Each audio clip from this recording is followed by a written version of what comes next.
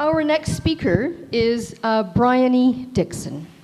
Bryony Dixon is a British-born single mother, cancelled from her role as artistic managing director of the Nanaimo Fringe Festival for her views on gender. She remains committed to championing free expression in her new role with the U.S. think tank Environmental Progress. Yay! And especially tackling taboo subjects having a fundamental impact on our social fabric. So please welcome Bryony Dixon. Hey. Hi, everyone. Thanks for being here.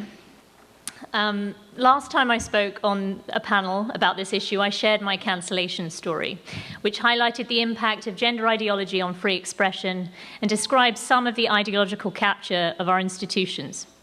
I was the artistic managing producer of the Nanaimo Fringe Festival before being ousted for sharing a Guardian article on my personal Facebook page. The headline read, "Trans woman guilty of raping 2 women remanded in female prison in Scotland." For the crime of sharing this left-wing newspaper article, I was contacted by a Nanaimo theatre artist I'd presented the previous year in a show called Gender Sucks. And they told me they were disgusted to hear that I was violent to their vulnerable community and wished me misery for my beliefs. What followed was a letter-writing campaign by trans rights activists calling me every name in the cancellation playbook. Ultimately, my little theatre company couldn't withstand the bureaucratic weight imposed upon us by larger arts organisations like the Canadian Association of Fringe Festivals and the Port Theatre in Nanaimo, who actually demanded that I be chaperoned at all times during last year's festival. Another fallout of social justice mob attacks on small non-profits is that going against the groupthink puts your public funding at risk. So knowing this, I resigned from my position with the Fringe in September 2023. But these financial incentives are precisely why gender ideology has penetrated every aspect of Canadian society, with so much of the economy here dependent on federal and provincial funding. Fortunately, producing the Fringe was my side gig, free speech passion project, something I committed to doing in my spare time when I saw tribalism and self-censorship take over Canadian culture during COVID. I also worked full-time at Vancouver Island University, where, believe it or not, I was able to secure assurances from the HR department that, as an institution of higher education, they allow space for all beliefs, even gender-critical ones. They even conceded that they were seeing more and more instances of people confusing being unsafe with feeling uncomfortable.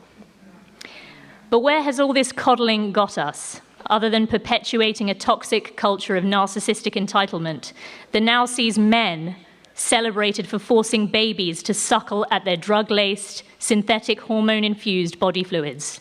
We're told to accept this because men must be able to appropriate the female experience in its entirety, never mind the rights, safety, and dignity of everybody else. Everything is subjugated to the male desire to claim womanhood for himself. And we must all just shut up and be kind, right? But at schools, we've seen girls violently attacked by trans-identified males. Let's see.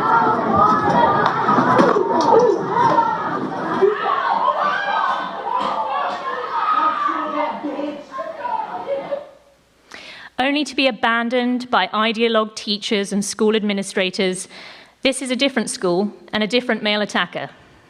I just kept repeating in my head, and we shouldn't have had to sit there and just watch them clean up her blood with the mop, watch her repeatedly yelling that I'm gonna murder you and just hitting her with a Stanley.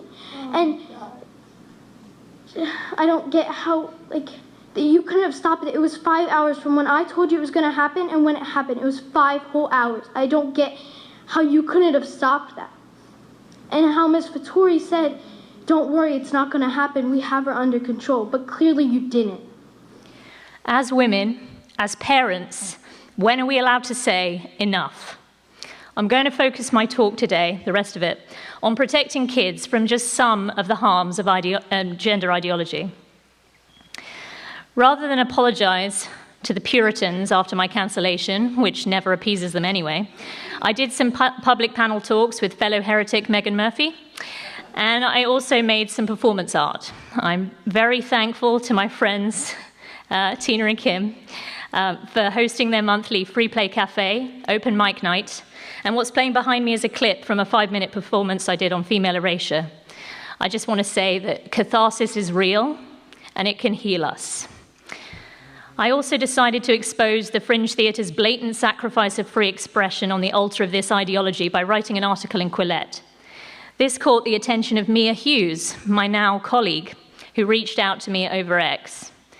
She told me that she was writing a report exposing the scandalous pseudoscience behind the World Professional Association of Transgender Health, known as WPATH, and their medical mistreatment of children, adolescents, and vulnerable adults after some internal files were leaked to Michael Schellenberger. Upon release of the WPATH files a few months later, I was reading Mia's report online and I came across a job posting.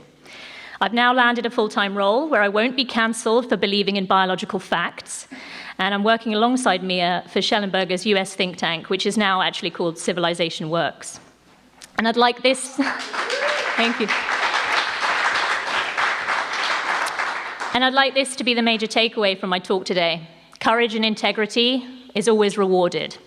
I'm now working to defend humanity's fundamental right to free expression, as well as defending other civilizational pillars that are facing attack from radical nihilistic activists intent on tearing everything down.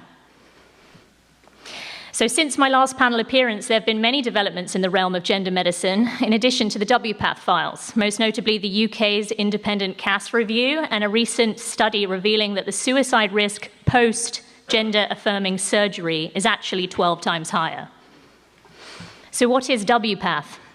For almost 2 decades, WPATH enjoyed the reputation of being the world-leading healthcare group in the field of gender medicine, and their standards of care were widely adopted by healthcare providers. Mia's report showed that WPATH members know that puberty blockers, hormones, and surgeries create infertility, cancer, and destroy sexual function. But don't take my word for it. Watch this clip of former WPATH president Marcy Bowers describing how prepubescent males given puberty blockers are unable to orgasm later in life. An observation that I had that every single child who was, or adolescent who was truly blocked at Tanner stage 2 has never experienced orgasm. I mean, it's really about 0. These are just assigned male at birth, so trans feminine, and it's because they never in their lives are exposed to testosterone. That doesn't change. So blockers prevent the rise of testosterone, and they don't really go on testosterone at or around surgery or into adulthood. And so we don't know. They're going to have this sensation. There's no question about that. But are they going to be able to achieve sexual satisfaction? Bowers then calls for further experimentation on this vulnerable cohort. So I have to ask, is this really about kindness? The WPATH files also prove that doctors know patients are out of the developmental range to understand the lifelong implications of these procedures. There are discussions about nullification and other extreme body modifications to create body types that don't even exist in nature.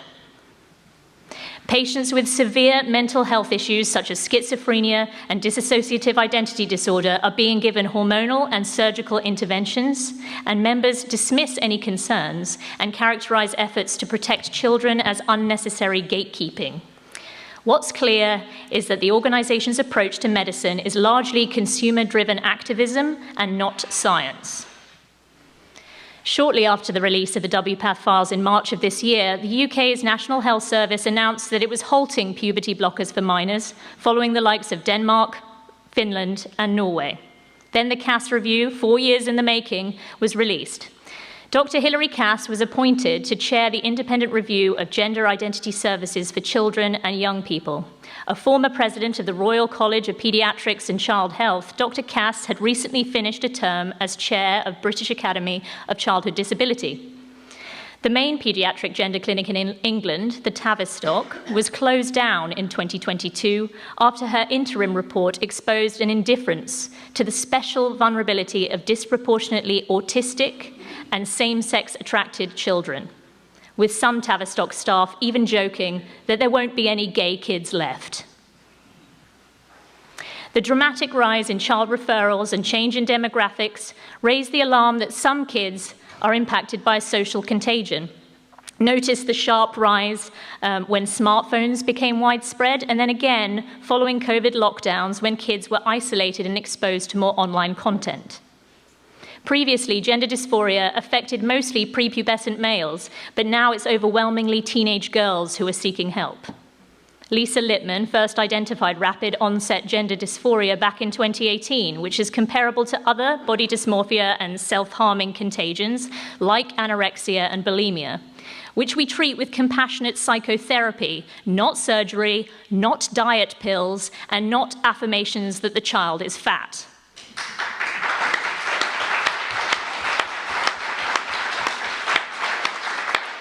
These shocking charts are from the UK, but this shows increasing referrals for kids across Canada up until 2016, and these are the referrals to the BC Children's Hospital Gender Clinic up until 2019. The final CAS report called out the poor quality of published studies on gender medicine for minors. It said the rationale for early puberty suppression is unclear, with weak evidence that the impacts of gender dysphoria and mental health. And it added that the effect on cognitive and psychosexual development remains unknown. It revealed a lack of long-term follow-up data on kids taking hormones, which means we don't actually know the long-term outcomes. Clinicians are also unable to determine with any certainty which children will go on to have an enduring trans identity. There's significant evidence that gender distress persists after puberty for most kids.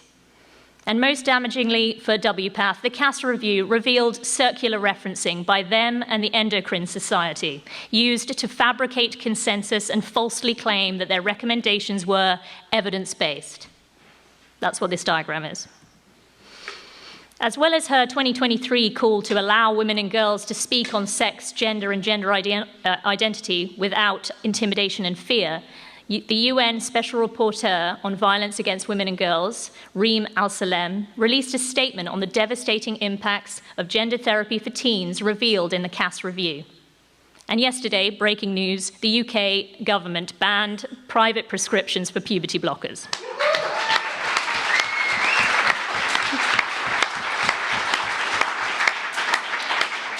With all this evidence, how is it that the US and Canada is still so clueless? It might have something to do with the rich autogynephiles like Jennifer Pritzker, a billionaire heir to the Hyatt Hotel fortune, gifting millions of dollars to hospitals, organizations like WPATH, and universities, including pledging $2 million to UVic. Hello, I'm Jennifer Pritzker. I support the chair in transgender studies and the Transgender Archives at the University of Victoria, Canada. What we do know is that there's a concerted effort to shut down any safeguarding of children, which is of course a barrier to the lifetime pharmaceutical subscription model promised by early transition. To give credit where it's due, the French CBC Radio did actually produce an expose in February 2024 following a 14-year-old actress as she was prescribed testosterone after a 9-minute appointment in Quebec without a parent present. But of course, activists smashed the windows of the Montreal Radio-Canada building right after that story broke. If you're wondering why nefarious people are so interested in suppressing the truth, look no further than this Vanderbilt University doctor admitting that trans surgeries are huge moneymakers. Now, operative surgeries, these are huge moneymakers. Again, this has to be an underestimate. They're quoting around $20,000 for a phalloplasty. There's different things that I've read that said it could be up to $100,000. Dr. Winokur, who's our surgeon, says that there's entire clinics where the entire clinic is supported just by their phalloplasties, and that is like a fraction of the surgeries that they're doing. These surgeries are labor intensive, they require a lot of follow-ups, they require a lot of OR times, and they make money. They make money for the hospital. Civilization Works is now working on an investigation into the frequent misdiagnosis of gender medicine and a comprehensive Follow the Money report looking at funding sources for WPATH, LGBT organizations, and the interconnected relationships within the medical industrial complex. So watch out for those. But it's vital to understand that parents are the last line of defense, and we must be courageous in standing up against the state, which has become so arrogant and emboldened that they're now openly speaking of usurping parental authority. Well, I'd like to say, first of all, there's no such thing as parental rights. In Canada, there are parental responsibilities. In Canadian family law, the primary responsibility of parents is to support and affirm their kids. This isn't just political rhetoric. This is playing out in the courts. In 2019, the Supreme Court of British Columbia ordered that a 14-year-old girl receive testosterone injections without parental consent. The court also declared that if either of her parents referred to her by female pronouns or addressed her by her birth name, the parents could be charged with family violence. The court's decision opened the door to the nullification of all parental rights.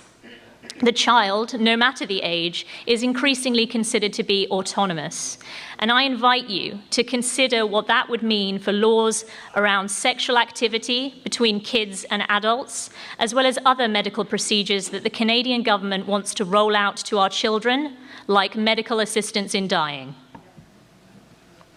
This is all in spite of the well-known fact that Canada has a dark legacy of forcibly scooping children from their parents and indoctrinating them in school systems, devastating generations of Indigenous families.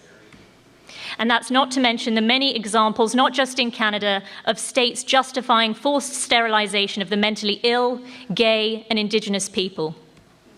Perhaps this is why groups like Mana Wahine Kororo describe the white middle-class ideas around gender and the subsequent degradation of parental rights, the promotion of childhood medical pathways to sterilisation, as a second colonisation. I encourage each and every one of you to stand up and speak and challenge this issue. It has the potential to take our tamariki away from us, our children, our mokopuna, our grandchildren. As a co-founder of Mana Wahine Korero, we are very, very concerned. We see how this contamination is sweeping through white middle class.